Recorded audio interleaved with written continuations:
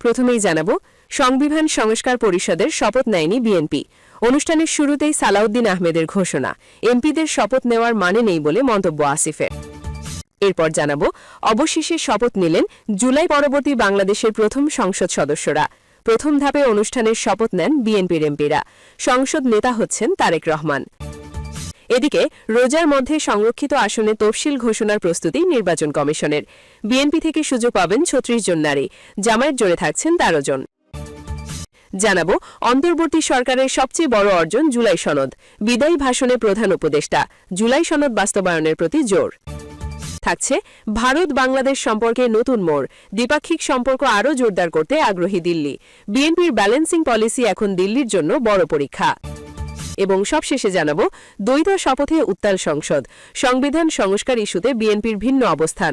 সংসদীয় নেতা তারেক রহমান দক্ষিণ প্লাজায় ইতিহাস গড়তে যাচ্ছে মন্ত্রিসভার শপথ। দর্শক, এতক্ষণ শিরোনাম দেখছিলেন, আপনাদের সাথে আছি আমি জান্নাতুল ফেরদৌস। এবার যাচ্ছি পুরো খবরে, তবে তার আগে অনুরোধ থাকবে ভিডিওতে একটি লাইক দিন আর চ্যানেলটি সাবস্ক্রাইব করে কমেন্টে জানিয়ে দিন আপনার মূল্যবান মতামত।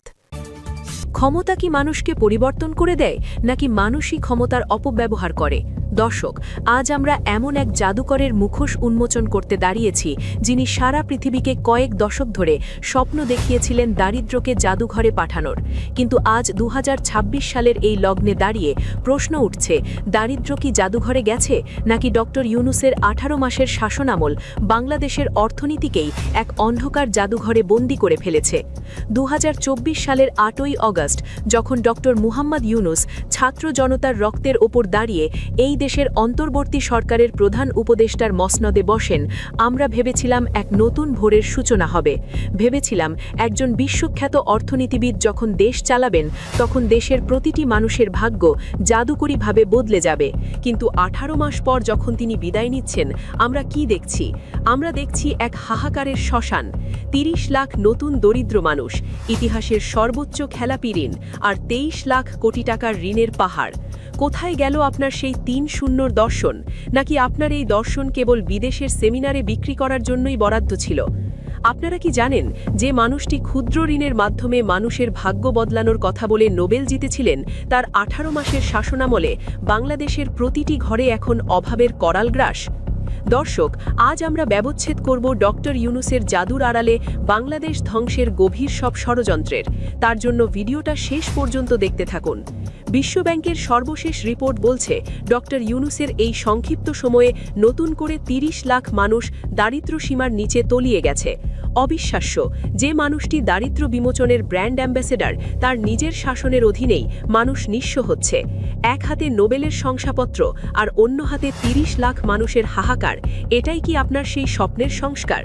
বিশিষ্ট অর্থনীতিবিদ অধ্যাপক আব্দুল বায়েস আজ স্পষ্টভাবে আঙুল তুলে দেখাচ্ছেন, আপনার আমলে অর্থনীতি কেবল ধীর গতি হয়নি, বরং তা সম্পূর্ণ মুখ থুবড়ে পড়েছে। বিনিয়োগ নেই, নতুন কোনো শিল্প উদ্যোগ নেই, বিদেশি বিনিয়োগকারীরা মুখ ফিরিয়ে নিয়েছেন। আপনার পুরোটা সময় কেটেছে বিদেশের সাথে ইমেজ রক্ষা করতে, কিন্তু দেশের মানুষের পকেটের খবর আপনি রাখেননি। আসুন এবার নজর দেই বাংলাদেশের অর্থনীতির মেরুদণ্ড অর্থাৎ ব্যাংকিং খাতের দিকে। ব্যাংকিং খাতের ক্যান্সার এখন মহামারীতে রূপ নিয়েছে। ডক্টর ইউনূসের ১৮ মাসে খেলাপি ঋণের স্থিতি দাঁড়িয়েছে ৬,৪৪,০০০ কোটি টাকার ওপরে, অর্থাৎ বিতরণকৃত ঋণের প্রায় ৩৬% এখন খেলাপি। দর্শক, চিন্তা করতে পারেন, গোটা পৃথিবীতে আজ খেলাপি ঋণের হারে বাংলাদেশ ১ নম্বরে দাঁড়িয়েছে। ২০২৪ সালের শুরুতে যেখানে খেলাপি ঋণের হার ছিল ২০%, আপনার ১৮ মাসে তা লাফিয়ে ৩৬% হলো কিভাবে? আপনি কি তবে লুটেরাদের পাহারা দিচ্ছিলেন? আপনার পেছনে বিএনপি, জামায়াত সহ সব বড় রাজনৈতিক শক্তির নিরঙ্কুশ সমর্থন ছিল। রাষ্ট্র সংস্কারের এমন সুযোগ ইতিহাসে আর কেউ পায়নি। অথচ আপনি সেই বিশাল শক্তি নিয়ে কি করলেন? আপনি ব্যাংকগুলোকে দেউলিয়া হওয়ার পথে ঠেলে দিলেন। সাধারণ মানুষের আমানত আজ যেখানে ঝুঁকির মুখে, সেখানে আপনার সংস্কারের বুলি কি কেবল উপহাস নয়? দর্শক, এবার তাকান সেই চূড়ান্ত প্রহসনের দিকে, যাকে নির্বাচন নাম দিয়ে ইতিহাসের পাতায় এক কলঙ্কিত অধ্যায় হিসাবে লিখে রাখা হলো। ডক্টর ইউনূস, আপনি তো গণতন্ত্রের কথা বলে মুখে ফেনা তুলেছিলেন, কিন্তু পর্দার আড়ালে আপনি কোন খেলা খেললেন? দেশের সচেতন মানুষ আজ বুঝে গেছে, আপনার এই নির্বাচন ছিল মূলত একটি সেফ এক্সিট বা নিরাপদ প্রস্থানের নিখুঁত নিখুঁত চিত্রনাট্য। একটি বিশেষ রাজনৈতিক পক্ষকে রাষ্ট্রীয় সুযোগ সুবিধা আর ক্ষমতার মসনদে বসিয়ে দেওয়ার যে গোপন আতাত আপনি করেছেন তা কি ধামাচাপা দেওয়া সম্ভব? আপনার প্রশাসন, আপনার নিয়োগকৃত ডিসি, এসপি এবং আপনার অনুগত নির্বাচন কমিশনকে ব্যবহার করে আপনি জনমতের প্রতিফলন ঘটাননি, বরং ফলাফলের কারিগরি করেছেন। যখন একটি পক্ষকে আপনি বিশেষ সুবিধা দিয়ে নির্বাচনের মাঠ থেকে অন্যদের মানসিকভাবে বিতাড়িত করলেন, তখনই তো গণতন্ত্রের কফিনের শেষ পেরেকটি ঠুকে দেওয়া হয়েছিল। 18 মাস পর আপনি যখন শান্তিতে বিদায় নিচ্ছেন, তখন প্রশ্ন জাগে, এই শান্তি কি জনগণের জন্য নাকি আপনার নিজের পিঠ বাঁচানোর জন্য? দর্শক, রিজার্ভ নিয়ে ডক্টর ইউনূস যে রাজনীতির খেলা খেলেছেন তা শুনলে আপনাদের রক্ত গরম হয়ে যাবে। বিদায়ী ভাষণে তিনি খুব গর্ব করে বলেছেন, আমাদের রিজার্ভ এখন $34 বিলিয়ন। কিন্তু এই ডলার কি আসমানে থেকে পড়েছে?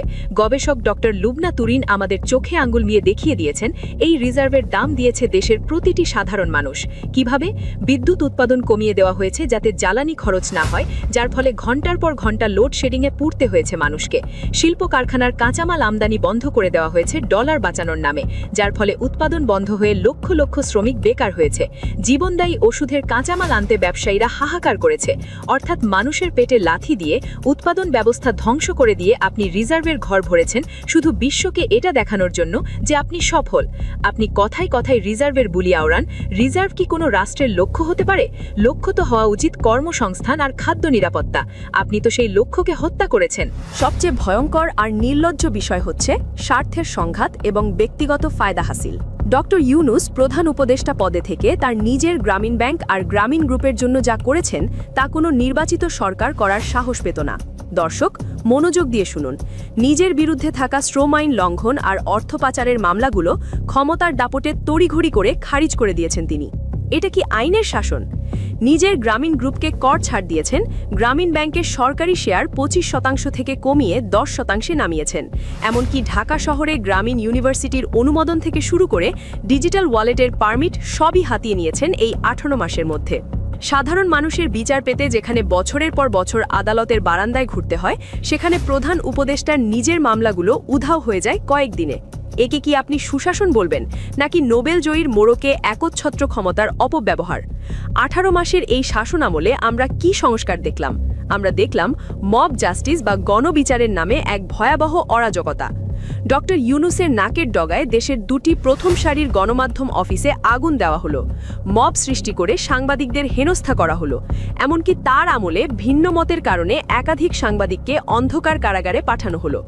তিনি মানবাধিকারের কথা বলেন, কিন্তু তার সময়েই আমরা দেখলাম বিচার বহির্ভূত হত্যাকাণ্ড, মাজার ভাঙা, মন্দির ভাঙা এবং ধর্মের দোহাই দিয়ে মানুষকে পুড়িয়ে মারার বীভৎস উল্লাস। আইন শৃঙ্খলা বাহিনীকে তিনি সরাসরি কোনো দিক নির্দেশনা দিতে ব্যর্থ হয়েছেন। যখন দেশের ইতিহাস, ঐতিহ্য আর ভাস্কর্যগুলো মবের হাতুড়ির আঘাতে গুড়িয়ে যাচ্ছিল, তখন আমাদের শান্তিতে নোবেলজয়ী জাদুকর নিশ্চুপ থেকেছেন। এই নীরবতা কি সম্মতির লক্ষণ ছিল না? তিনি যখন বিদেশে গিয়ে বলেন জিরো কার্বন, তখন দেশের ভেতরে মব সৃষ্টি করে হাজারো মানুষের জীবন তিনি জিরো করে দিয়েছেন। সবশেষে দেখুন তার বিদায়ী উপহার, 23 লাখ কোটি টাকার ঋণের বিশাল পাহাড়। ডক্টর ইউনূস যখন ক্ষমতা ছাড়ছেন, তখন তিনি প্রতিটি বাংলাদেশি শিশুর মাথায় লক্ষাধিক টাকার দেনা চাপিয়ে দিয়ে যাচ্ছেন। অথচ যাওয়ার সময় তার ভাষণে তিনি বলছেন তিনি স্বস্তি পাচ্ছেন। কিসের স্বস্তি ডক্টর ইউনূস? দেশের ব্যক্তিগত বিনিয়োগ 4 দশকের মধ্যে